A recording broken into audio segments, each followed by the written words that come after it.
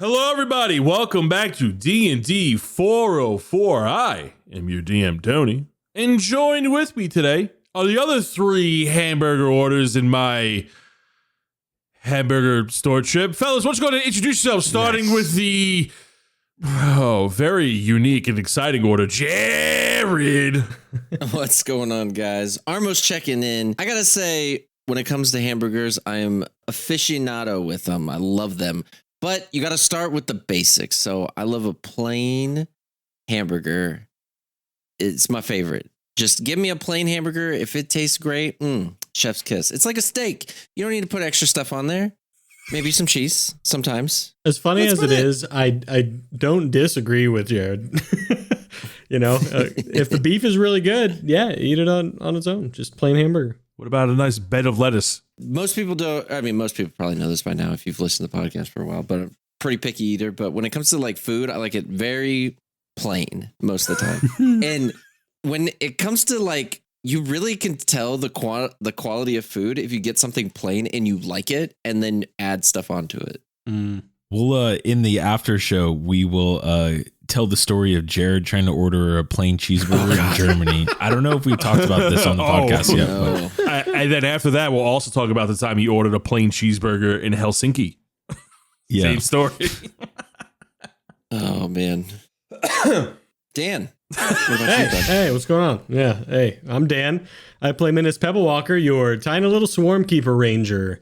And I am definitely the breakfast burger of this podcast. Slap an egg and some bacon on there, and I'm good to go. Breakfast. That is a choice. Yeah, always getting that like Red Robin Royal, Love me an egg on a burger, for sure. It's messy. What kind of egg, though? Well, sunny side up, of course. Not like scrambled eggs. No, like I don't know, like a fried egg, fried, fried egg. But you don't like a little runny. The yolk. Yeah, I was gonna say it's got to be runny. Yeah, definitely. A cockatrice egg. Of course. Or an emu egg. My name is Alec. I play Drell of the Ashbourne, and my go-to burger order. I'm okay. I'm so confused. He's the one that came up with the prompt, by the way. I was going to say a burger, and then I just instantly came to another one in my head. But I'm going to stick with my original. I like the Cali burger. A good old thing of avocado on a burger. Oh, dude. So good. I also like to add bacon to it. So it'll be like bacon, avocado, pepper jack cheese, maybe some grilled onions, and every once in a while. Second choice, for sure. Yeah. Cali burgers are great. What about you, Tony? My go-to is a whiskey barbecue burger with the little fried onions. Look like little onion rings. You also get it at Red Robin as well, but they're, whiskey barbecue. It's good. It's good. It's a good burger. It's a good burger. Now you know the deal. Before we do the recap, we're going to go ahead and do the rundown. And today's rundown is brought to you by Alec. Today, we're going to go ahead and do another rundown of the website, DND404.com. It was the rundown last week, but Jared's doing such a great job and he's making it look amazing that we're going to go ahead and run it down again. Woo! So go ahead and check it out. It's a new website URL, DND404.com. You can check out the character bios. You can check out episode blogs, merch, news, all sorts of stuff. You can even contact us. We got all the socials on there. It's great. So yeah, go check it out. Now it's time we're going to roll for the recap where I roll a giant rubber D4 where I am number 1, 2 is Alec, 3 is Dan, and 4 is Jared. First try. How you doing? Rolling it. I was not paying attention. It looked like a good roll. All I know is it's not me because I'm sitting on that left side. Ooh. It's Dan. Oh, thank God. I thought it was a 2. All right. Last time on DND404, the Bloodshard Bandits chase a dwarf that was probably Doric through the streets of Sanlow as quietly as possible past the Minotaur guards and towards a cave on the outskirts of town. After a flash of green light, the dwarf disappears, and this merry band of bandits realize they will have to travel back into the depths of Shadowfell using a fell Ogburn. With the strike of a match, Minnis, Drell, and Armos teleport in to find Doric working on his blacksmith skills with the help of none other than the god Scareus Stonebones. They discover that Doric is deaf and mute, and their sneaking around was all for naught. Scareus agrees to to help the team forge magical weapons and reveals the location of Brax's axe. Bowden is confirmed a Nothic, and after a bunch of fighting between Armos and Reginald over the evil deeds brought on by their tomb, our 3 adventurers head out into the Shadowfell version of Sanlow for any hints to the 5-headed crystal hydra of the Kambuki Isles whereabouts. Warning, prolonged exposure to the Fel may cause psychosis and even speed up the time on the material plane. Many suffering from felonitis escape months or even years later. No dwarves are harmed in the making of this recap. Bard, play that intro and let's get on with the show. Good morning, good afternoon, and good evening, and welcome to the world of Humbrea, featuring 3 first-time adventurers and 1 very patient DM. This is DND404. Fellas, boyos, welcome to session 91, where we pick up in Shadowfell in the city of Sanlow, overlooking the worn, withered town. You do not hear any noises, any signs of activity from the cave entrance of which you left. As far as you know, this is an inactive town, worn down, withered, and its defenses are practically blown down. What are the 3 of you doing as you are in the shadows of Sanlow? Well, this looks different. Yeah. So do we just get on going here? Just walk on forward? So what's our goal right now? Our goal is to find this Hydra, or are we thinking that, like, is that our next objective, to try to find this thing? Yeah, I mean, I guess that's my goal.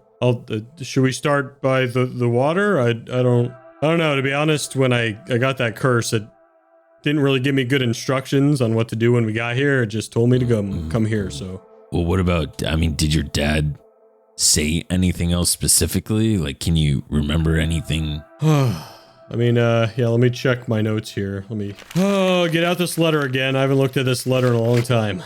Minnis, you are tasked with the highest of honors to earn your place in the tribe. To do so, you must, or leave it, something, return with proof, evidence, something about evidence of slaying the Hydra. Crystal Hydra. He said it's a Crystal Hydra beyond the Kambuki Isles. Make sure that I find the right one. So he said it has 3 head. I thought it said 3 last time, but now it says, wait, does it say 5? 4? I swear I can't read his handwriting. Every time it looks different. It's got 3 horns. Leftmost head has a dimple about 3/4 diameter, 2 necks of normal length on that side. A bunch of 4 tails. Oh my goodness. 3 tails? 4 tails. 3? 4. You want me to see if I could read it? Yeah. Take a look. I hand him the letter. Okay, let me just, Drell takes out, glasses. Like, he takes off his sunglasses and then he puts on, like, reading glasses, but he doesn't have a prescription, but he thinks they look cool, so they're just like glass. Okay, let me see. Okay. Well, yeah, I mean, after reading this, yeah, number 1, you're right. Your dad has horrible handwriting. And 2, I don't know, honestly, what any of this says. I like the one part, though. It says, you'll be a failure and make your mom sad. That part was really clear. I don't know why over everything else. Yeah, so. Yeah. Yep. Yeah. All right. Well, and I hand it back to Minnis. All right. Well, I want to look in the town. I want to look for maybe a part that is more destroyed than the rest. That it looks like it might have been like knocked down, or, you know, something might have destroyed it. So the 3 of you are still outside this cave, and you're overlooking like the shattered barriers leading into the town. You see the tents, and the tents have holes in it. They're like leaning on each other. Does not look structurally sound. Make me a perception check as you walk closer to the town, trying to get a better look at it. It's a 15.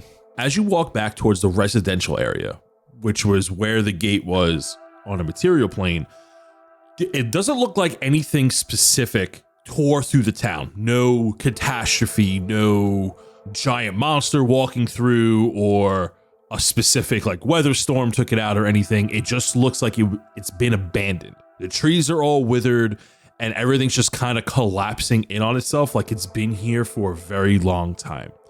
You go to where the wooden gate was, and you're able to walk through. You don't need to climb over it because it's pretty much shattered at this point. And as you're walking through the residential area, one of the tents that would be a home, with a 15, you notice some shuffling inside one of them. You don't hear any voices or speaking, but you hear some scratching and like the sound of paws on dirt. Like big paws or small? Like a pitter patter. Oh, please don't be more rats. I turn to the group and I say, I think I hear something this way. Show you a failure. What? Oh, I just said I think I hear something this way. Oh, on the lookout. It's just a piece of paper, Minnis. It's not yelling at you. You cannot read it. I don't like you very much today. I don't like you, period. That hurts. Damn, Reginald, that was actually, that was mean. Well, I'm just saying you're being mean to I me. instantly look for water. If I see any, I'm throwing Reginald towards it. Having a bad day, Reginald. Least you could do is just chill. Yo, Reginald, this is very rude of you. You're gonna attack me. You see that he's still sitting on Armos' shoulder, but he's facing the other way. I pull out my 2 rapiers just to be safe. Shing shing. You pull out your 2 rapiers.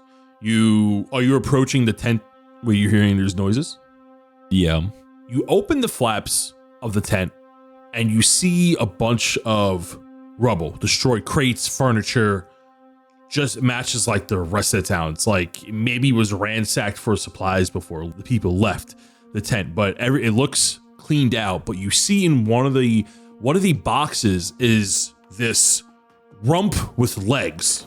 It looks like the head of it is inside the box, rummaging through it, it looks like it's scavenging around. It's about the size of a chicken. It does not sound like a chicken, but you hear that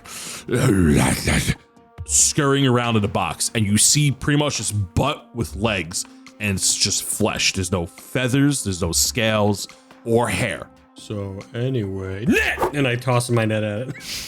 Roll a hit. Roll a hit with advantage, as it's clearly doesn't know that you're there. That is a 21 to hit. That hits, so it's considered grappled, right? Incapacitated? Finished with a large creature hit by the net is restrained until it is freed. Okay. You catch this thing in a net, and it is completely freaking out. It is not staying still. It's acting mindlessly, and it looks like a 2-legged mole rat with no arms, and it's just a huge mouth with rows of teeth, and it is chomping away. It's making this horrific screech noise, and it's trying to do everything it can to get out of the net. What does it need to do to get out of the net? Strength check. A strength check. Are we in initiative now? Yeah, I'm gonna need everybody roll me initiative. As a 22 for Minnis. Oh, 2.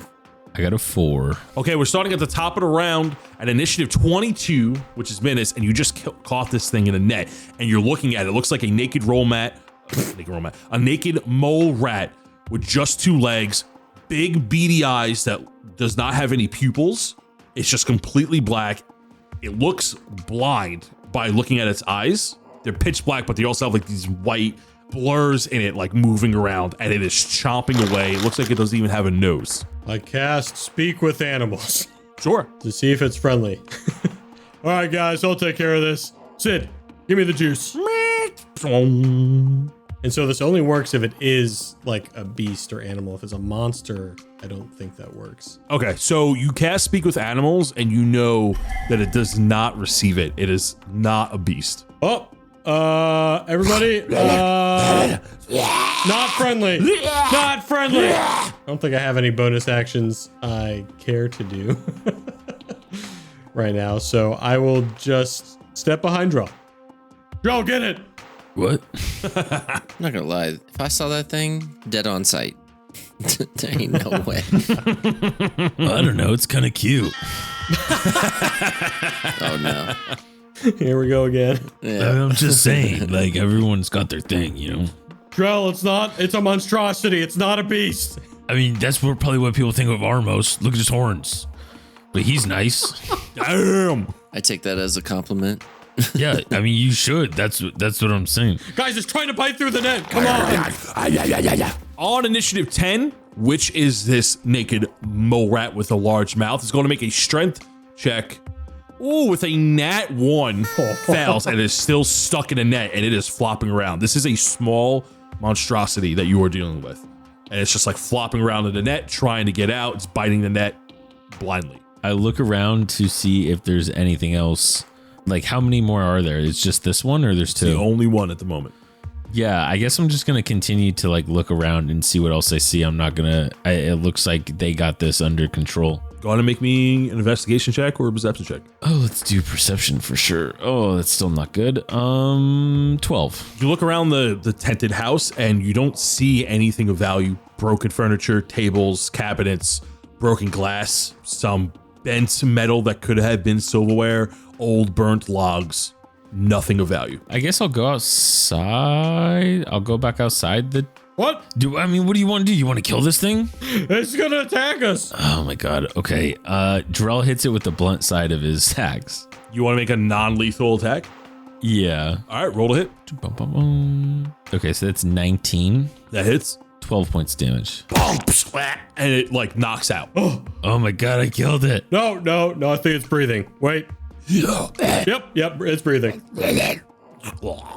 And you see swirls in its eyes like it's knocked out. Is there like a barrel around I could stuff it in?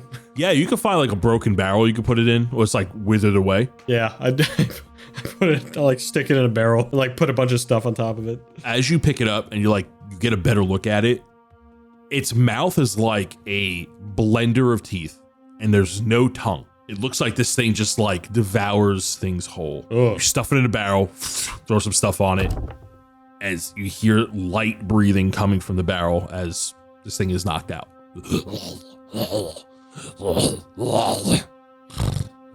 All right, I guess we just got to keep our eyes out for these things. I don't even know I've never seen anything like this. All right, guys, should we head towards the town center? Maybe? Yeah, I mean, my idea didn't work, so sure, why not? Yeah. When we came out of the cave and we looked up in the sky, we saw that the island wasn't there.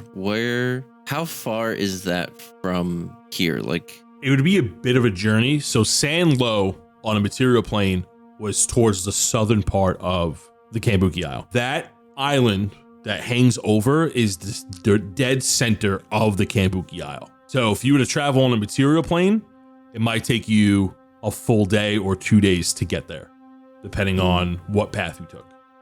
okay. Now, you do know that Shadowfell traveling does work differently due to its mysterious nature.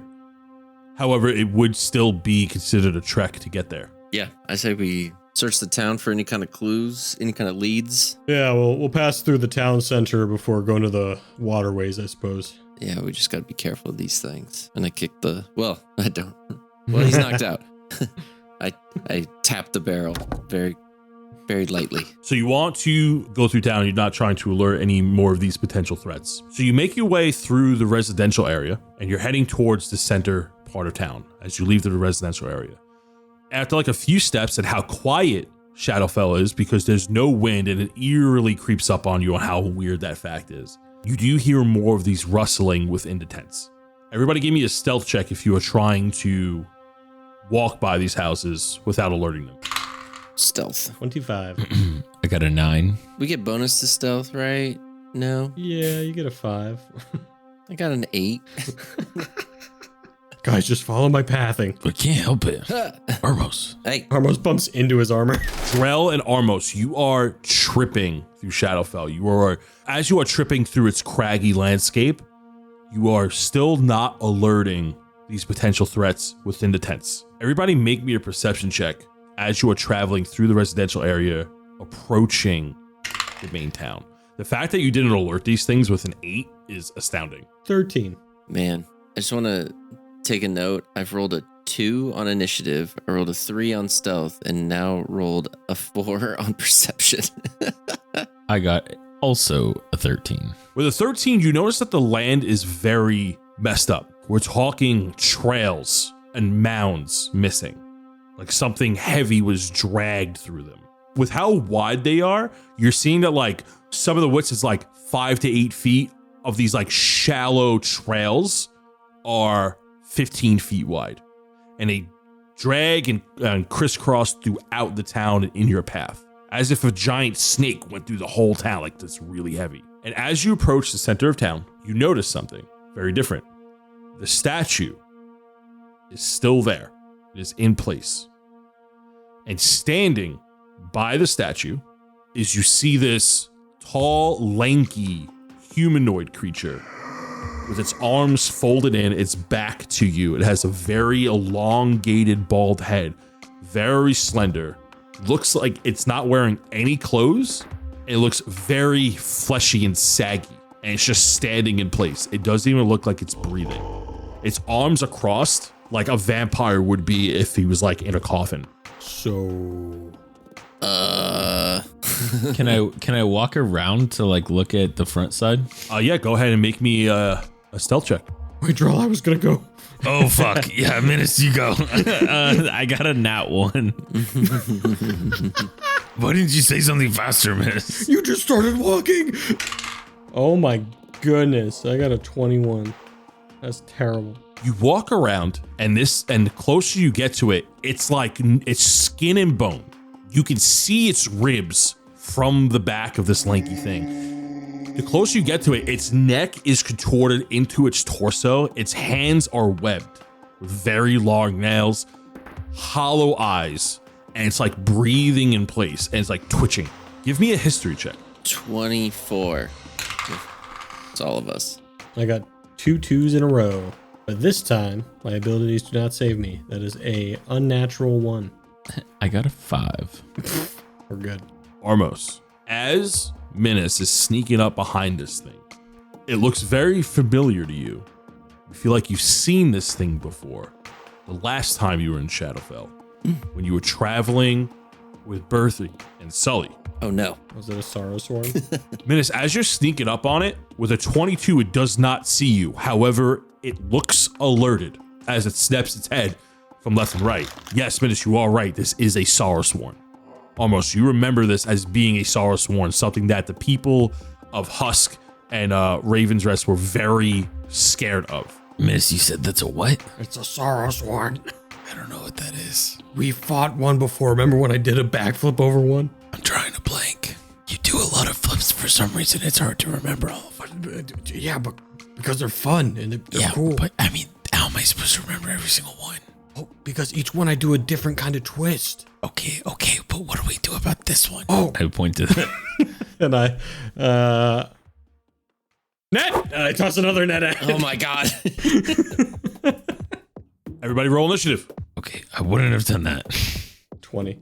I got a 4 again. 10. So you throw this nut at thing, and it lands on top of him. Does he need to make a strength saving throw right now to see if he's caught, or that's on his turn? Should be on his turn. Okay, so go ahead and roll to hit on the net. 24. A 24 hits, and you catch this thing. It's on the net, and the net lands on him, and this thing starts freaking out just like the flesh chicken you caught in the other tent. And this thing is wailing around. However, this one seems much stronger than what you faced just a few moments ago. What on initiative 20, what are you doing? Let's take care of this thing quick, and I'm gonna attack it with my rapiers. I'm gonna attack twice. So the net counted as like my surprise round, right? Yes. Yeah, okay. So I got a nat 20. Ooh. Nice. And I also got a 21. Both hit. Perfect. The crit damage is 15. Then I hit for 12 with the second, and it is a silvered rapier. And I will use a favored foe mark in my SIDS to do 9 points of damage, and I will try one more time to attack with my offhand, just regular silver rapier. And that is a 24 to hit. That hits. So that's 33 points of piercing damage for my rapier attacks, and then 9 points of damage from Sid and my hunter's mark. When you slash him with your rapiers, the blade is cutting him, but you see it healing as you are slashing towards him. It is reacting. It is in pain from the attacks. You feel that it has a resistance to it. It's going to take half damage from that piercing damage. Oh, dang it. The silver rapiers worked so well in the other Sorrowsworn. These guys are built different. Careful, everybody. Real quick, do you have any active spells on at the moment? No. Wait, you have animal talking, right? Oh, yeah, I guess I activated Speak with Animals. Let's see, I think that might last 10 minutes. Okay. Yeah, the only thing I have active is the Speak with Animals that lasts 10 minutes. Okay. It takes half of 33 points of damage, and it takes the full 9 from the SIDS. So we're going to go ahead and move to initiative 11, which is this thing. And it's going to try to break out of the net. What DC does it need to hit? So it uses an action to make a DC 10 strength check. It uses its action, and it shreds and tears a hole in the net and is able to get out. My net! I've had that for so long! No! So it has to use an action to do that. Wow. Okay. Yeah. You see that as it breaks from the net, it looks at you. Its mouth is like open so wide. It is huge. It is grotesque. It is salivating.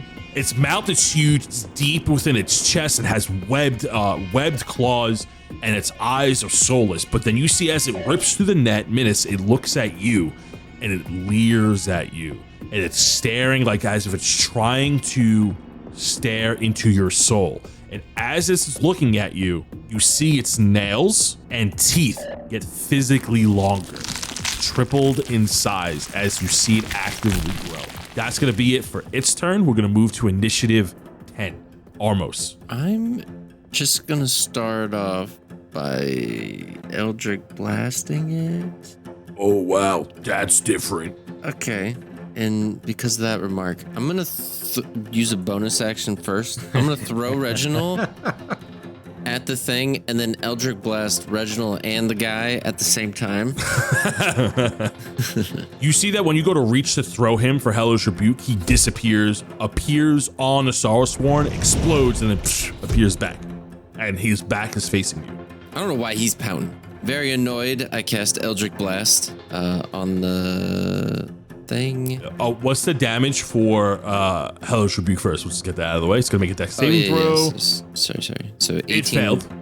Dex, okay. Failed. 23. Takes 23 points of fire damage, and you see as it reacts to the light, and it goes, and its hands go up very dramatically as it tries to shield itself. No, my net! No, I could have fixed it! My net! As it burns away. Go ahead and roll the hit for Eldritch Blast. So I rolled a 15, then I rolled a nat 1, which is still an 11, and then I rolled dirty 20. The dirty 20 hits as the first two wildly miss as it's like flailing and just getting out of the way from the Hellish Rebuke. How much damage are you doing? 7. It takes 7 points of force damage as an Eldritch Blast as the third blast hits across its back. I'm going to just look for some cover and then duck behind it. Yeah, there's tents, there's buildings, there's corroded buildings, there's trees. What are you trying to take cover behind? I'll stay on the same side of the road as Drell and get behind one of these tents. Sure. And then we're going to go ahead and we're going to roll. Staying on initiative 10. I'm just going to make a roll here. Don't worry about it. As you duck behind one of the tents, you're like looking and you're peering over and you feel something bump against your foot. And then you hear this chicken scratch again from a similar creature that you knocked unconscious just before this fight. It doesn't take notice to you, but there's something in front of you in one of those tents that you're hiding behind as it seems to be scratching around. Ugh. We're going to move to initiative 4. Drell. Okay, so I think I'm going to just attack it with my axe. So I'm going to pull it out and I'm just going to say, I'm going to, put the sword up to my mouth and I'm going to whisper marmalade and I'm going to activate it. I haven't heard that in so long. Oh, wow. Your axe glaciers over with ice as you use this enchantment. And I'm going to go ahead and use it. That's a 24 to hit. That hits. Cool. And I'm going to bonus action go into rage as well. So that is 10 damage. How much of that is ice? Oh, I actually forgot that I said marmalade. What does marmalade do again? I forget. Let me see. I know it adds damage. I think it's at 1d6. It's 1d6 ice damage, yeah. Frost. Oh, 6. Frost damage. Okay. So 16 damage total. 6 of it frost damage. You see that its ice freezes over its skin, but it's going to take half of the slashing damage as you see the skin almost repair itself as it's connecting. Cool. And then I'm going to go ahead and take another whack at him with my axe. That is a 28 to hit. Ooh, that's pretty good. That's 15 slashing damage and 3 frost damage. It's going to take that full 3 on that frost damage and half of that 15. Cool. Yeah, that's the end of my turn. We're going to go back up to initiative 20, Minnis. As you are staring at this thing, as Drell has beaten down on it, you see that its gaze shifted from you to Drell with its teeth and nails elongated. What are you doing? The fire's reflecting in Minnis's eyes. My mom made me that knit! Ah! And I attack him again with my rapiers. Sure, roll it. That is going to be a 22 and a 31 to hit. Oh, I feel like something's wrong with these bonuses. I don't know. What? Why? You're good. No, I don't know. Just casual 31 to hit. Oh, I'm sorry. You gave me a +3 rapier with a ranger. True. So that is going to be 23 points of silvered rapier damage. That's going to get halved, just as before, as it looks resistant to the piercing damage. Half of 23 is 12. 5 Sid damage and 2 Hunter's Mark. And I will attack one more time. Ooh, dude, Terrio. 18 to hit for 11 more points of damage. 11 points, cut in half. The skin, the more you're hitting this thing, it seems very tough. You know this thing's just made out of flesh, but man, is it rubbery. You feel like if you, even with your hardest swing, you couldn't pierce all the way through. Something seems to be making it tougher. We will move to initiative 11, which is this Sorrowsworn, and as you were attacking it, you see that it shifts its gaze to you, and it has this elongated teeth and nails, and it's going to swing. It's going to make a bite attack and a claw attack at you. Does a 15 hit? It does not. Does a 16 hit? It does not. You see it slashing and moving amazingly quick, but you're just a little bit quicker, and it's missing those attacks. This is for my mom! And as you scream for your mother, it screams back at you, and it lets out a horrific shriek. You hear some noise behind you, some thumping around from another building. We're gonna move to initiative 10, Armos. So when we first saw this guy, he was by the statue, right? That Yes. was broken before? He wasn't interacting with the statue. He was sitting there in like an uninterrupted pose, just Gotcha. kind of hanging out. Is he close? Like, with what distance is he from the statue? Like, can I see it? They're about 40 feet away from the statue. He was like in the roadway heading towards that statue. Can I see the statue from where I'm at, or is there things? No, you're pretty far away. You wouldn't be able to see any details. You just know that it's not destroyed Gotcha. like it was on the material plane. But you're about, from the statue, you're about 120 feet away from it. I'm gonna move closer. I want to like move cautiously, if that's a way closer to the battle. Stealth check would do that if you're trying not to alert anything else. I'm so bad at that. Okay, I will do that. Oh my god. What'd you get? A 3. Ooh. +5 is an 8. Yeah. With an 8, the tent you were trying to hide behind gets alerted. Okay. Beast inside the tent instantly alerted to what's going on outside, and you hear a shriek coming from inside the tent, and it begins to run out. It runs out the flaps, it like looks around, sees you, and then you notice that from behind you are more of these things coming from other tents scattered around that residential area, and 3 of these weird naked mole rats run out of the house, and they're chopping their teeth, and their teeth are spiraling in place, and they are running in your direction. They have joined the fight. The one that we had before, it didn't have eyes. Was that a thing that you said? They have eyes, but they look blind. I'm going to. So all 3 of those are alerted, correct? And they're running this way. Yes. The naked mole rats. All right. Yeah. I'm gonna Eldritch Blast each one of them once. All right. So the first one on the left is a 12 to hit. Okay. The middle one a 25. That one hits. And then an 18. That one also hits. Okay. So the first one's damage is 7, and then the other one's damage is 15. The one on the right with the 15 points of damage explodes on impact as you shoot it right in its mouth. Splatters. The other one you shot was dealt with 7 points of damage and gets knocked back into the dent. You hear some rubble, but it's still making noise. And then, so I moved and cool. I think I'm good. Okay, staying on initiative 10, the one that you did not hit begins to charge. It moves up 40 feet to get right behind you almost, or right in front of you almost, and it's going to go ahead and make some bite attacks. It's going to go ahead and go chomp on you. 10 misses. The other one from inside the tent that you knocked back is also going to run blindly at you. It looks very messed up. You see that its jaw looks a little bit broken. Let's see if it gets you. It's going to run 40 feet. It will. And you see that when it enters your combat space next to the other one, you see that it becomes much more aware of its surroundings, like it's using pack tactics, and it's going to try to bite you. Oh, with a natural 20. That's what I'm talking about. You're gonna take a whopping 4 points of damage, and it does not let go. It latches its teeth onto you and stays bitten. At the end of its turn, it's gonna roll. It's gonna do some more damage. You're gonna take 3 points of necrotic damage. We're gonna move to initiative 6. As the loud noise, Minnis, that you heard on your turn, you see something from the main building just over yonder, about 30 feet away from you. You see a much larger version of the Sorrowsworn that you're fighting. It also has 2 heads, but instead of giant claws, it's hooks for hands. And it begins to scream, and the heads are screaming at each other like a 2-headed ogre. They're like butting their heads against each other. And then it looks at you, and it's reacting to the screech from the one you are currently fighting, and it's going to end the fight. It is going.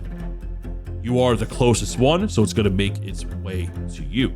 You see it runs out, and you see that as one of the heads is staring at you, the smaller head on its shoulder is biting and gnawing at the bigger one, making it more increasingly angry. Okay, it's going to go ahead and try to make a hooked attack with a 21 to hit. Yep. It's going to make one more attack against you. We'll do the damage at once. That's a 13 to miss, so you're going to take 17 points of piercing damage as it lashes its giant meaty hook into you. And as it screams, it's going to go to Drell's initiative on initiative 4. Drell, what are you doing? I'm gonna scream right back at it and hit it with my axe. You said it's getting more angry at you. So if you're going towards this thing, you are leaving the other one's space of combat. You are next to it. It's going to take attack of opportunity. Are you okay with that? Yeah, I'll take an attack of opportunity. Yeah, that's what I like to see, Drell. It's going to go ahead and bite you with a 19 to miss. 19 to miss. Misses. Wow, look at that. A true tank. Oh, that's right. You have 23 AC. Damn. Hey, don't look at my player. Come on, dude. Bro. You're not supposed to know. I'm supposed to tell you. And then that is going to be a 19 to hit on my first attack. A 19 will hit. And that's a 19 to hit on my second attack. First one is 11 slashing damage. Okay. And 6 frost damage. And the second one is only 9 slashing damage and another 6 frost damage. Yeah, so just like the one you were fighting before, it's also resistant to your slashing damage, despite it being magical. But it looks like it took the full 12 frost damage. Yes, it did. And as you slash on it, it's like the roughest rubber you've ever felt in your entire life. And as you deal damage to it, this one is much thicker than the other one. It's much more brawny, and it bleeds. And you see that as you are attacking it, it's getting increasingly angry. Its eyes sink deeper into its face. Its mouth gets bigger, and it looks like it's getting a little bit bigger, and its hooked hands are becoming longer, and they look sharper as it's staring at you. What else are you doing? I'm gonna look at Minnis and be like, Minnis, you got any ideas of what we should do? Kill him! Okay, and I action surge, and I'm gonna do 2 more attacks. Sure. Oof. I'm gonna use a luck point on this one. I rolled the nat 1, so I'm gonna use a luck point, and that's better. A 24 to hit, and my second attack is a 22 to hit. So that's 10 slashing damage on the first attack, 2 frost damage, and then the second one, oh man, I'm rolling so bad on my d12 right now. That's only 7 slashing damage, an additional a 4 frost damage. And I want to position myself in between. So Minnis, I want to like be in the same space as Minnis, like You in absolutely between can on this the map. two Yep. of them. Yeah. Yep, you go ahead and position yourself between Minnis and the creature. You are back to back fighting these things off. Minnis, you are facing down, let's call him the hungry one. And Drell, you are facing down the angry one. And as you continue to hit it, it becomes like slightly bigger and its face becomes much angrier with you. Like it's feeding off your attacks. We're gonna move to initiative 20. Minnis. I will first apologize to Drell because I already planned to do this from the get-go. Don't you do He it. decided to move into my space. I know what you're going to do. Don't do it. Don't you fucking do it. I don't think you know what I'm about to do. Are you going to go invisible?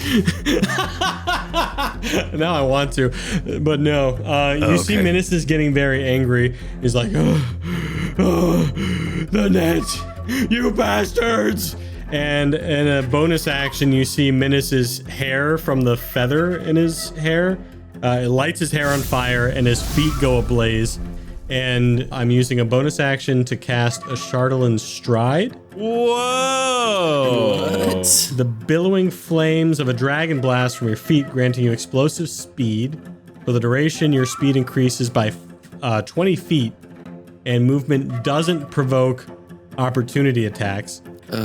When you move within 5 feet of a creature or an object that isn't being worn or carried, it takes 1d6 fire damage from the trail of heat.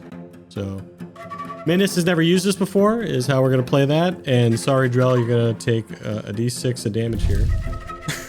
I can take it. Did I say I want to be in the same space? I said not same space as Minnis. Sorry if you heard that wrong. And I am going to attack the one below me with a rapier attack. The hungry one, sure.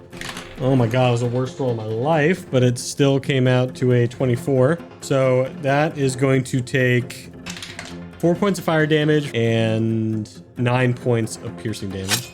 And the beast to my north, also this new big one, also takes that 4 fire damage. And then I'll make one more attack on the beast to the north as well, just to start getting something on him. That's a nat 20. Woo!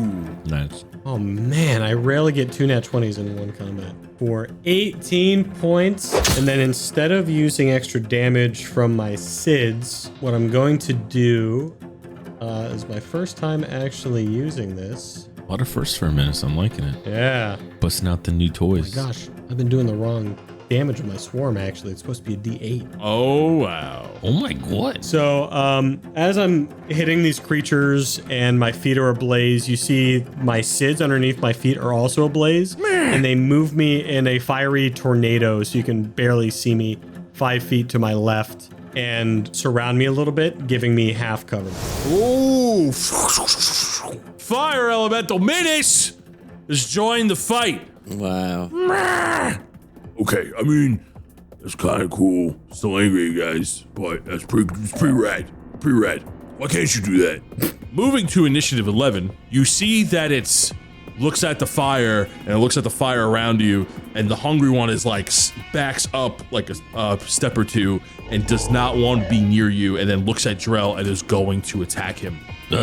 With a 25 to hit, well, from a bite, it bites onto you. You're gonna take 9 points of piercing damage. Reaction. Oh, okay.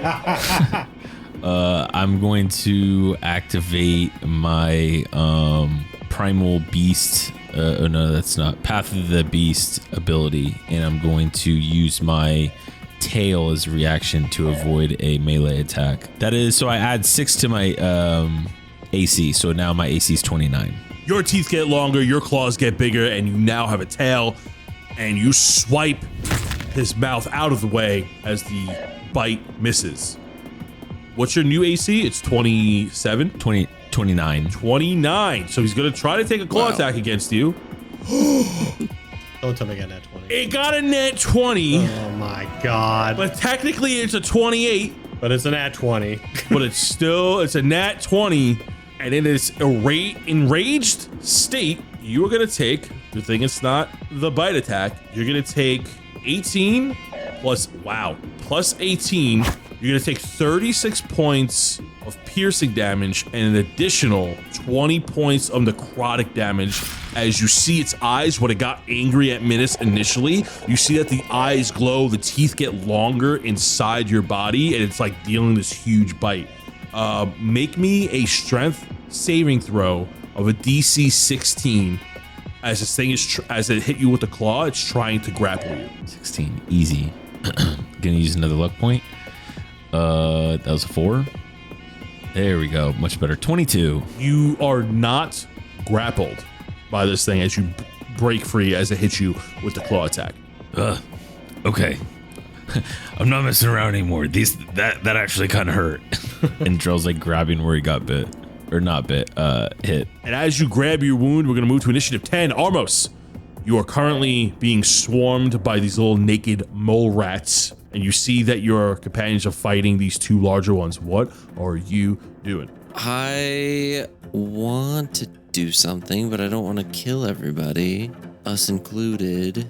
Where's the ruler? Let me hang on. I gotta start doing some ruling, measuring here, just to see if I can. 30 feet's a lot. I don't like that. Drell starts shaking his head no. I've got a plan. Okay. Seeing that we're getting swarmed, I want to take off the two little guys before moving over to the two that are fighting Minnis and Drell. So I shoot the naked mole rat and hit it for a 24 Eldritch Blast. Oh, yeah. And then the other one I hit for 14? Hits. Woo! So I blast the two with either hand of mine and then kind of over the shoulder, aim and fire at the hungry one and hit him for 27. Woo! All right. So going in order, 15 for the first mole rat. Dead. 7 for the next mole rat. Dead. It was damaged. They explode on impact from the force damage. And then 8 to the hungry one, and he gets knocked backwards. Knocked back 10 feet, taking 8 points of force damage. Is there a way I can move past them now that there's like kind of a gap in between Minnis, Drell, and the two enemies? I think the closest I can get to is about where Minnis is. Still being out of range of the monstrosities, I'm near where Minnis is. Moving to initiative 6, which is the angry one, staring down Drell as his eyes are much more sunken and the two heads are no longer arguing with each other, but instead are focused. He's going to make 2 hook attacks with an 18 to miss, the second attack being a 24. Oh, so my AC doesn't stay 29? That's only for that attack, those set of attacks. Oh, man. And you're going to take 21 points of piercing damage. Halved. And an additional 23 points of psychic damage. Oh, my head. Brain freeze. As it slashes you with its sharp hook. You notice that as you are attacking it, it's getting angrier. And as it gets bigger, you feel like it's getting stronger. And we're going to move to initiative 4, which is you, Drell. Drell's going to be like, okay, what to do. Can I pull something out of my bag, give it to Minnis, and still attack? Taking something out of your bag and giving it to him would be an action. Yeah. Okay. Switching a weapon that you're equipping would take up half your movement. Okay. So I'm going to dig through my bag and be like, where did I put it? And I'm going to give something to Minnis and be like, you can probably use this better than me. And I'm going to send it to him because I want it to be like possibly a surprise. So then I hand it to Minnis and then, oh, you know what? I'll do this. I will second wind as a bonus action. So that's 1d10 plus 10 HP back. That's 11 HP back. 11 HP. You scream into the void. This thing screams back at you and you gain 11 HP. Love it. As we move to initiative 20, as you hand him an unknown item to me because you're mean and you don't want me to know. Minnis, use initiative 20 and you are handed this item from Drell. What is it? I don't know if he wants to use it, but well, let me know what he handed you. Okay, so well, I don't know. I'll let Dan decide if he wants to put it in his backpack or use it. I feel like I have to use it now, even though it's another issue of everybody being affected, which is even funnier. Oh no. I can take it. Oh, I can take it. Is it what I think it is? I forgot you had this, Drell. All right, everybody close your eyes. Ah! And I try and cast a sunburst spell scroll. Brilliant sunlight flashes in a 60-foot radius centered on a point you choose within range, which is just going to be me. Each creature in that light must make a Constitution saving throw. On a failed save, a creature takes 12d6 radiant damage and is blinded for 1 minute. On a successful save, it takes half and isn't blinded. Undead and oozes have disadvantage. What does it have to do? So I'm trying to cast the spell scroll first. The level of the spell in a scroll determines the spell's saving throw DC and attack bonus. So the DC equals 10 plus. So I need to roll an 18, I think, for this to go off. So yes, it's a level 8 spell. So it's a spell save of 18. So you need to get an 18 or higher to cast a spell. But you use your spell casting modifiers. It's not very likely. I'm just going to let you all know. It's not very likely I get this. I think I need to roll. So do I get my proficiency added to that or no? Yeah, you get all of your buffs. Gotcha. Okay. So I need to roll an 11 or higher. Sounds like a raw luck check to me. Basically is. I rolled a 12! Nice. Whoa! Yes. Oh my God. You read Wow. the scroll, and the scroll burns bright as this radiant flash, boom, like a flashbang going off. What does it do? 47 points of radiant damage, and if they're undead, they make that save at disadvantage. They have to beat an 18. They both take 47 points of radiant damage. Your surroundings are illuminated with this bright radiant light for a moment, and within the light, their skin begins to fizzle and almost soften as they are reacting and covering their eyes. They hate it. They want to get away from it. They are burning within the light. What else are you doing? So, something that should be said is that it says each creature in the light must make a con saving throw. So Minnis, not knowing what this did, just trusted Drell, and now I think we all have to make it as well. You sure do. See, I'm okay with Because this. you cast it on a specific area, right? But can you cast it so Armos isn't near it? Yeah, I cast it. You know what? I cast it so Armos isn't in it, but me and Drell are in it. That's fine. I can take it. Drell, Minnis, roll a Constitution saving throw. I got a 22. Got a 17. Fails, I believe, and you both get to take 47 points of radiant damage. Wait, This is awesome! Ow! Ow! Ow! wait. Even if I pass, I still take it. Oh, you take half. Drell, where's everybody? I can't see. I can't see. Man, Minnis, you look like one of those mole rats all of a sudden. As you flashbang yourself, as if you suddenly looked at while you were. Basically, you were browsing Shadowfell dark mode and you accidentally turned it to light mode, and now you are blinded, as well as these other two creatures. Miss, this is why I told you you have to wear sunglasses. You never know what's gonna happen. And then I will pull a Julius Kendrick episode, and I'm gonna bonus action Writhing Tide, and in my blind state go ah! As I'm floating 10 feet in the air. We're gonna move to initiative 11 to the Hungry Boy as he's blinded, covering his eyes, and you see that his nails and teeth shrink. Well, you don't see that, Drell, you do. As he's trying to hide from the light and he's blinded, he's gonna try to swing at the two of you, or Drell rather, at disadvantage. Wait, why me? Because you're right next to him, and he's angry. Understandable. And he's going to miss wildly. And as he's suffering in place from the radiant light, we're gonna move to initiative 10, Armos. You know, you give Minnis some spells, first thing he does, he hits everybody. Right out, Oh, hey, right what out does of my this do? playbook. All right, so first I'm gonna go ahead and hit the hungry one with some good old Eldritch Blast. The first one is a 30, which is a nat 20. Oh! Woo! And then the next one follows up is a nat 1. Woo! And then the next one is a nat 1. Oh my goodness. Jeez, dude. Wow. What did you do to your dice? You just traded a crit for like an equal. Right? That came out in the wash Okay. hard. So you double the dice, so it's 22 damage. Ooh, you deal 22 points of damage. It's knocked back 10 feet as this thing is blind and writhing in pain, and then it's knocked back.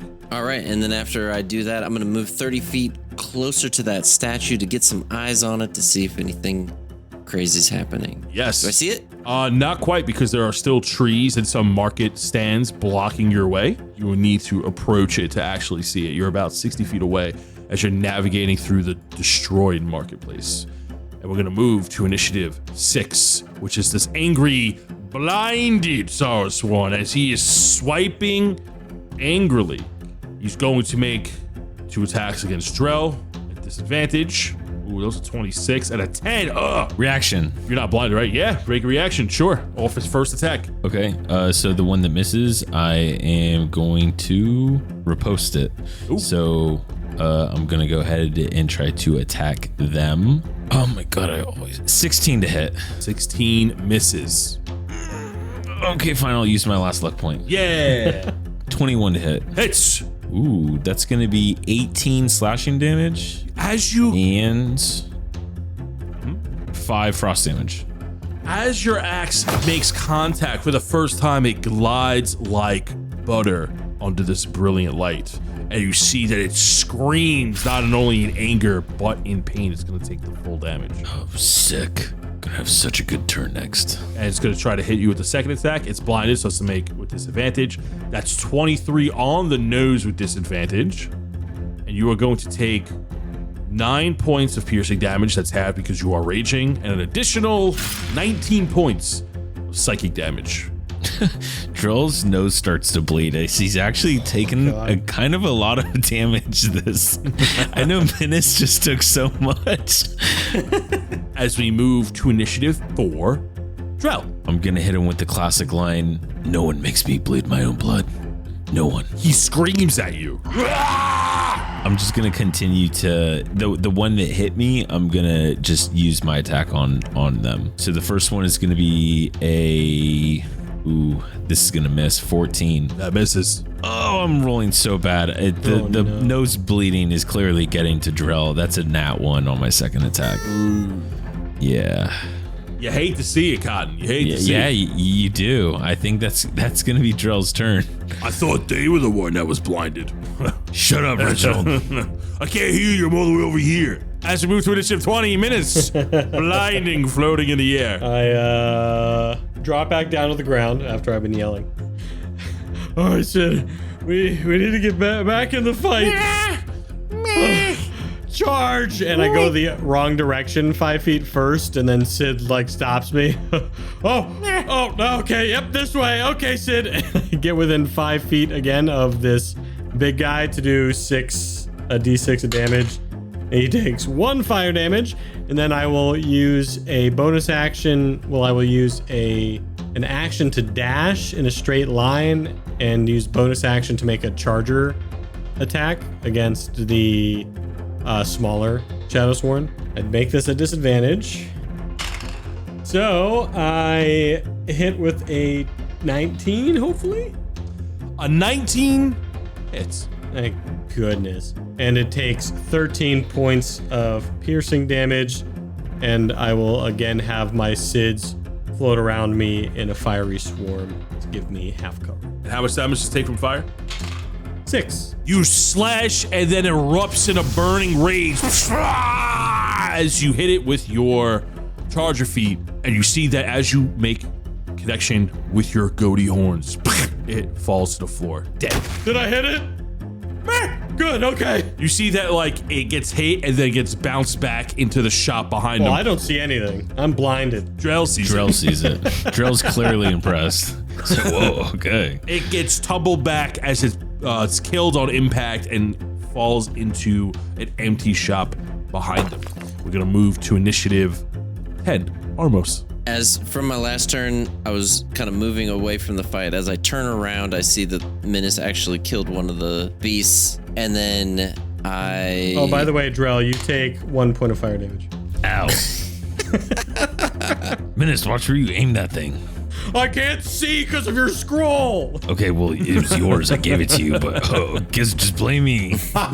Knowing that they're weak, or they're actually taking pretty good damage now, I Eldritch Blast the angry one. Correct? Sure, roll a hit. 23. Hits. 22. Also hits. 14. Misses. 9. 24 damage total. And gets knocked back. Gets knocked back 10 feet as the blasts erupt, as he takes 21 points of force damage. Boom! Psh, gets knocked up into one of the wooden stalls. Crates break, but it's still looking very angry as it's swinging blindly. If I just want to get eyes on the statue, would I have to keep going, like another 30 feet? Yeah, see what you can get with 30 feet if you're trying to like look at it. If you're trying to investigate. I'm just trying to look at it. I'm not trying to like get there. I'm just trying to get eyes on it to see. You see from your current position, as you move a little bit closer to it, you do see a statue. It is not torn down. It does look worn a little bit from like the rest of the town, like it's just been here forever. And you notice that it's a bronze statue. Okay, it's not like glowing, or do I? No, it's not glowing, reacting. Arcana check on it. Sure can. I got a dirty 20. You don't think there's anything magical with it? Okay, Armos is relieved and excited to get back in the fight. Next turn. We're gonna move to initiative 6, which is this angry Sorrowsworn, as he begins to swing wildly at Drell. Still blinded because it lasts a minute. He got a nat 1, so we're just gonna go ahead and move on to the second attack with a 12. Reaction. Go. I'm going to attack again off the missed attack. Sure. Be like, all right, come on, Drell, focus. They can't even see you, so it's like really embarrassing. You can't hit them. That is going to be, oh my God, I think this misses again. 16. Misses. Drell, focus, please, God. Did you hit him? Yep. Totally hurt.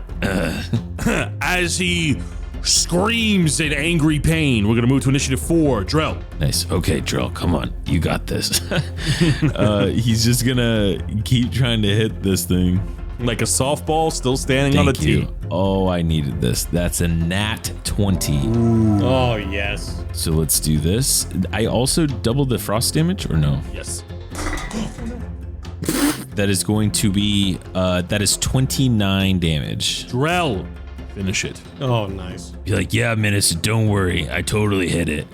And I'm just gonna, while it's blind, I'm just gonna jump up and I'm just gonna slice off its head. And I'm just gonna, yeah, just completely decapitate it. You get a double decapitation as this thing has 2 heads that are melded together, and you slice through it like butter due to the radiant light blinding it and softening its skin. Falls down as the 2 decapitated heads are biting at each other slower and slower until the very shadowy light fades from their eyes. The 3 of you are now out of combat. Ah! Oh, and I trip over it. Oh, did I hit it? Yep. Oh. Can I help Minnis get his vision back? Like, Yeah, so it lasts a minute, but you know, combat is forever. So after a minute, you rub your eyes, you splash some water in them, and you get your vision back. Oh, that was awful, Drell. Oh my goodness. I mean, cool spell. I thought it was pretty rad. Yeah, I thought it was pretty rad. I mean, it messed them up, right? Oh yeah, no, you almost pretty much killed one before, and then you ended up killing one. So yeah, I mean, great job. Seeing the last one die, I jog up to them. Great job! High five, and I go to Drell and give him a high five, and then I go to Minnis, and he still can't see, and I just pat him on the head. Thank you. I try my best. Is there any noticeable thing in that direction before we go to the statue? It came from a larger building. Like I said before, everything just looks old and withered down. Without doing detailed investigation checks, you're really not going to know what's different unless you go to like a specific building. Armos, you want to check out this building before we go to the statue? Kinda not. Don't care. Let's go to the statue. We'll come back if we need to. Okay. I walk slowly to the statue. I lead Minnis to the statue since he's still running into things. I can see now, but I let Armos hold my hand because it feels very friendly. I don't want to tell him. Shh, Sid. I just imagine he's just like looking up at me like, ah. The three of you wander over to the statue, and unlike how it is in the material plane, you see a statue in place, very dirty and dusty. However, it's a bronze statue, but it's not that of a minotaur. It's actually of a satyr with heavy goat features. He's standing in a heroic pose, and as the more you look at the statue at a glance, he has a very big smile showing genuine happiness, standing in a heroic pose. This guy looks nice. There is a plaque below the satyr's feet with the quote on there in common: "Here lays tribute to the god of luck. May we remember his sacrifice, and may his good fortune bless you as it once blessed this great city." Can I do a history check to know if I know the god of luck or anything about it? Yeah, give me a history check. Ooh, okay, I'm gonna give one too. Oh, yeah. 17? That's an 11. I only got a 14. With a 17, you're like, oh, wait, I think I remember Pharaoh's from... No, you don't have any knowledge of this god. Wait, what? Oh, You thought the name sounded familiar for a minute, but sounds fake. What was the name? Pharaohs? It's spelled on the plaque F-E-R-O-S. Pharaohs. Maybe this is like a Bloody Mary thing. Pharaohs. Minnis, as you say that name, and you're trying to, investigate using, childhood antics and stuff, and you have your journal out, and you're taking notes, you do your normal sketching, and you touch it, and then your mind goes black as you touch the statue. A similar flashback from when you held Yanagu's tooth, that dark, pitch black room where you were overhearing a muddled conversation. You hear a similar conversation as if it was taking place through the other side of a wall. The conversation is muffled, like it's being dampened by water. You feel small, but protected. You hear your mother's voice. "Please don't go. We don't know what we will do without you." As she's finishing that sentence, a warm sensation fills the dark room that you're in for a moment, like her gentle hand is being pressed against you. And then she says, "We need you." And then you hear an unfamiliar voice. "I need to do this, not just for us, not for the city, but for everyone in Umbrea. This is beyond all of us. This is the only way at a chance at a brighter future for Minnis." And then you hear your father's voice, and Titus goes, "Please let me go with you. We can find another way."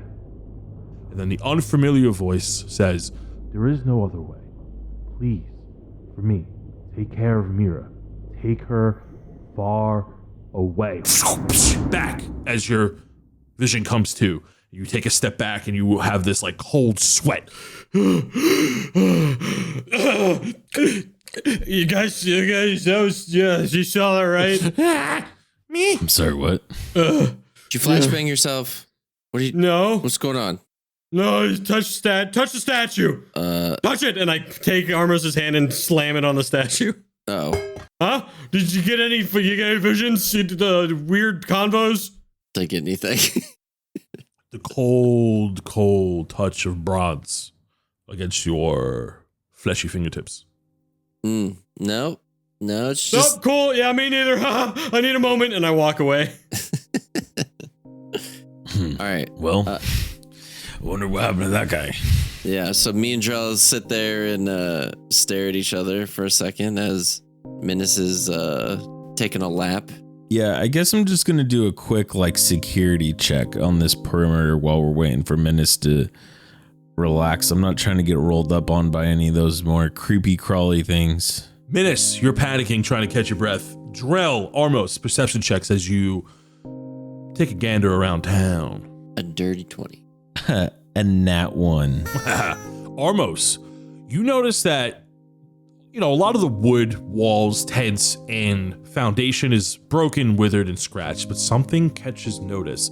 You see the letters SOS carved you see the letters SOS carved into a wooden wall like it was placed there with a knife. You look around more and you start to see other markings similar of SOS, and they're scattered around random buildings within the town. Do I notice, like, you mentioned something about the ground.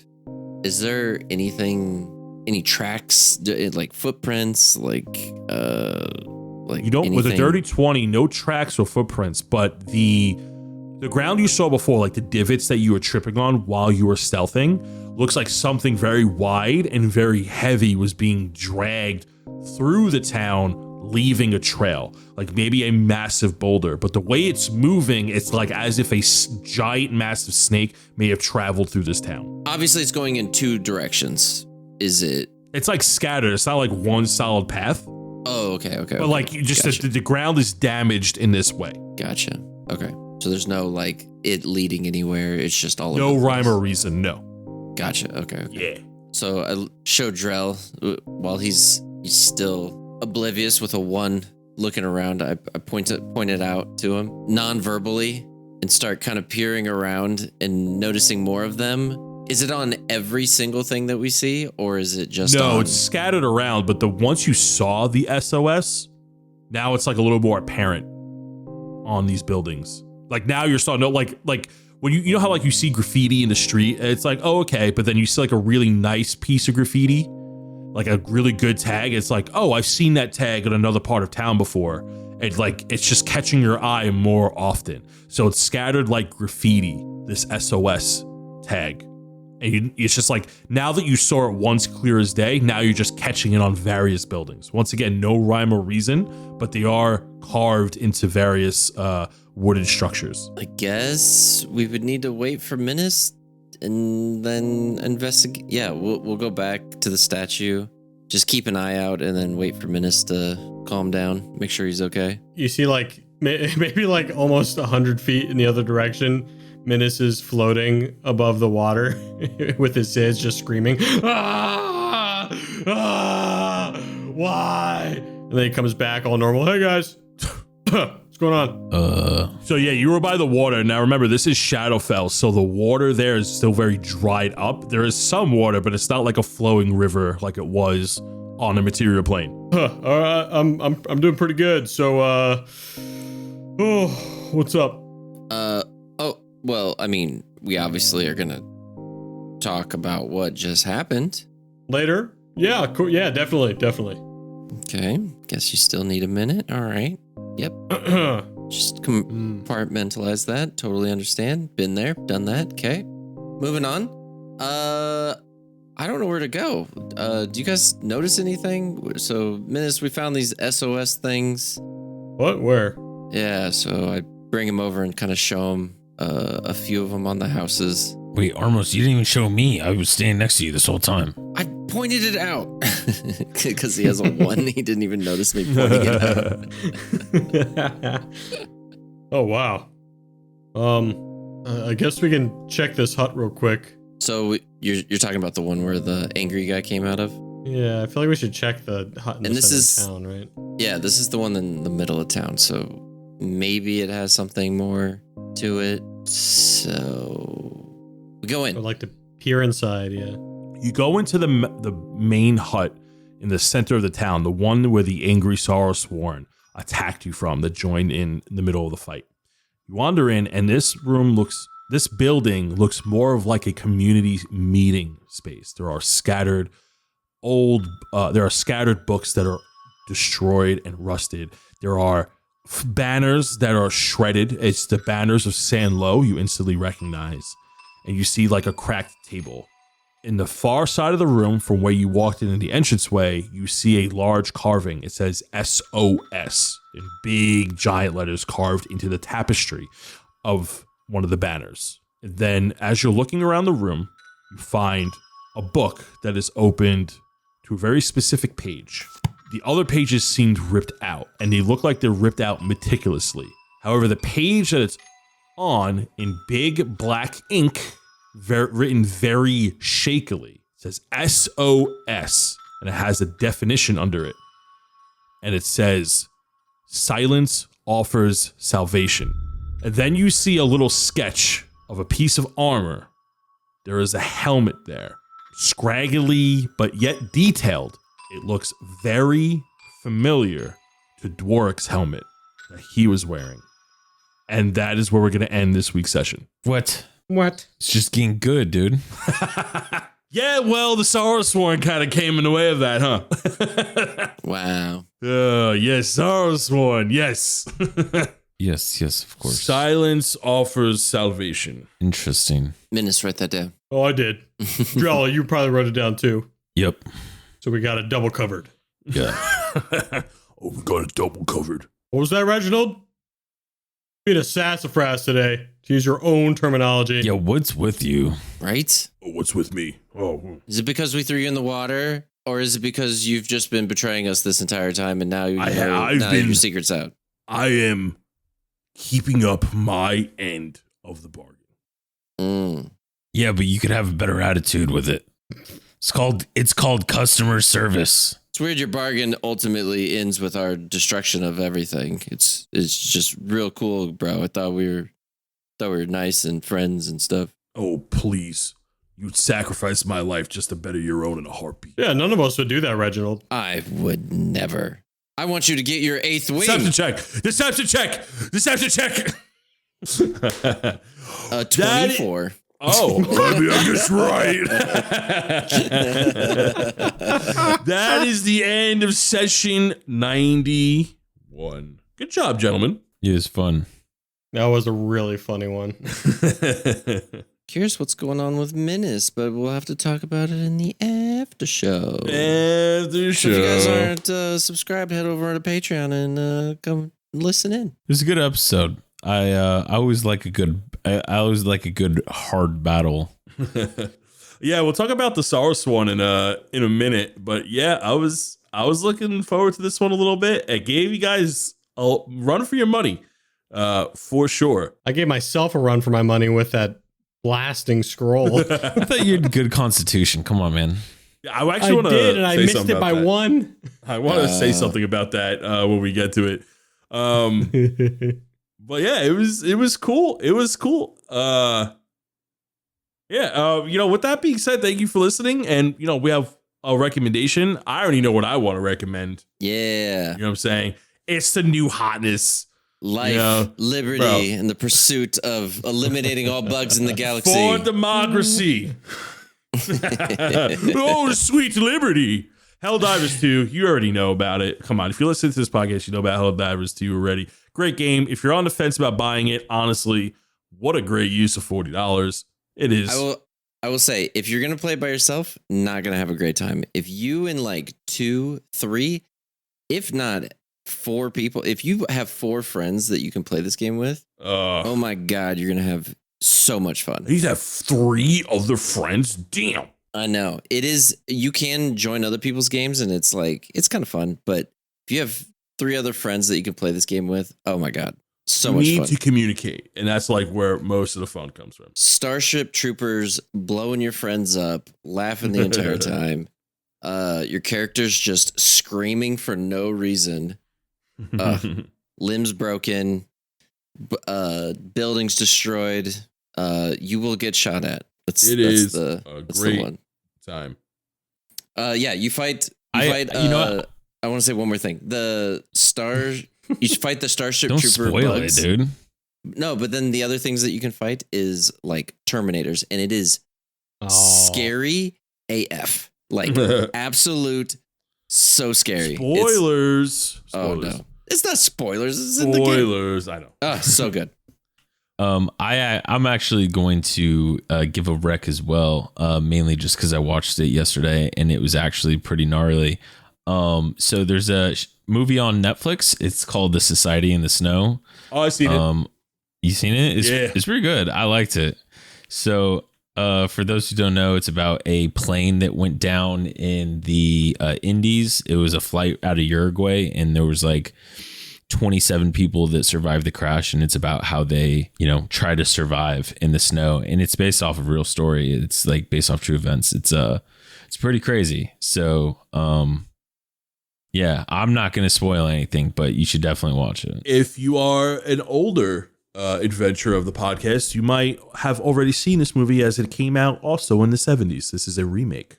Oh, really? Oh, Yeah, that's it's cool. based off a true story. Also really good. Yeah.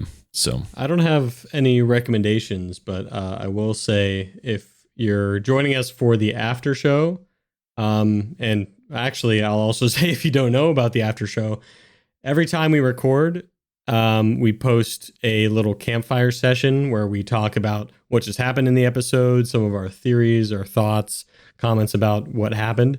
You can go over to patreon.com/DND404 if you want to go listen to that. Subscribe at the $5 tier.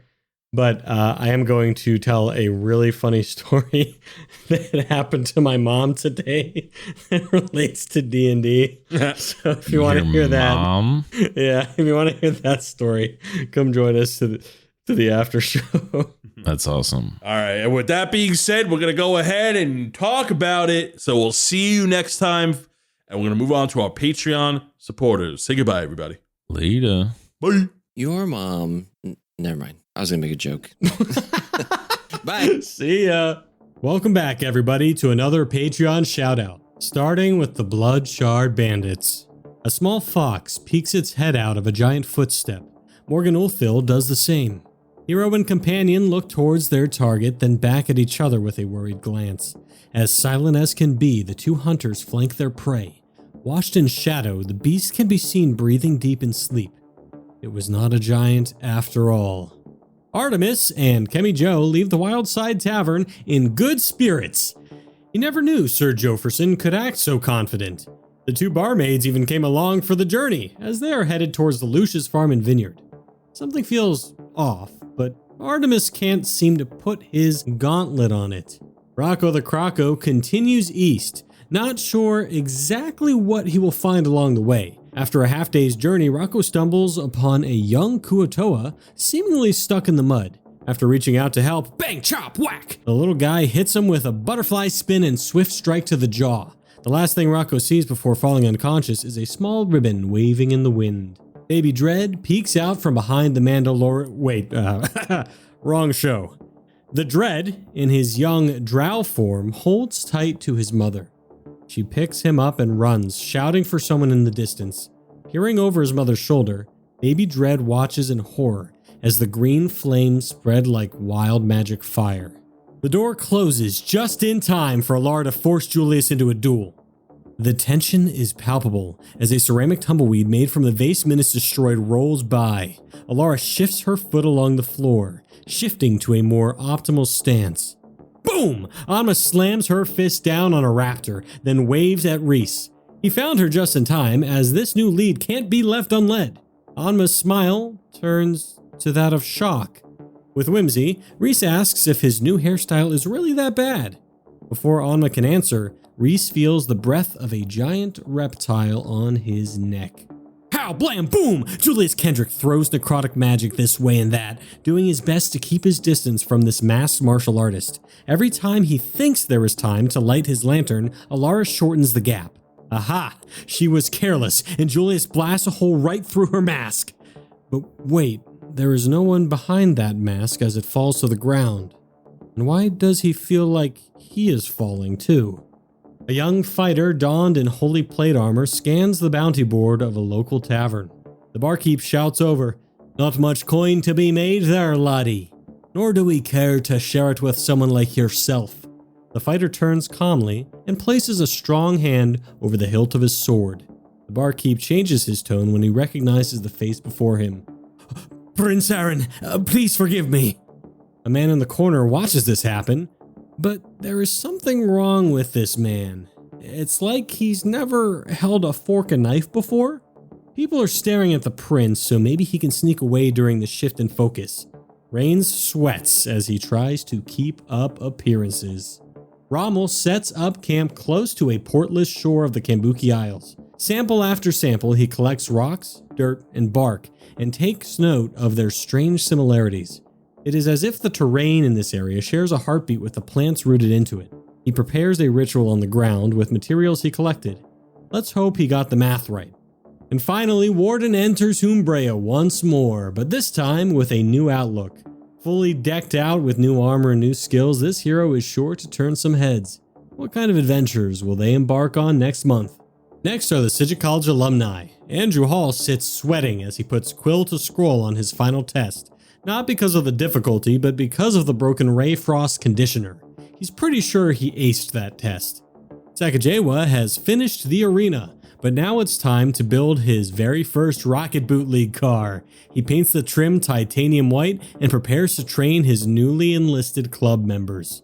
Patrick Wennerstrom, or should I say Punk, runs from the Red Guard, his bandmates close behind. As they dash away, Punk pitches a new song to his band members that goes, "I fought the guards and the guards won, Robit takes the end of the day bread out back to be thrown away at the end of his shift, but places it into a bag of holding instead. It is said great cities are built on great foundations. St. Chaos is trying to cut a distribution deal with Alusha's Farm and Vineyard, but has hit a bump in the road. Their head winemaker wants to meet in person. St. Chaos is now wondering if he can obtain a true polymorph spell with his wine-drunk rat army. Scoot Dude finally got back to us. I mean, Tragar Meltmetal is spending his last summer studying in a dusty cave, a few miles just outside the Sigil College.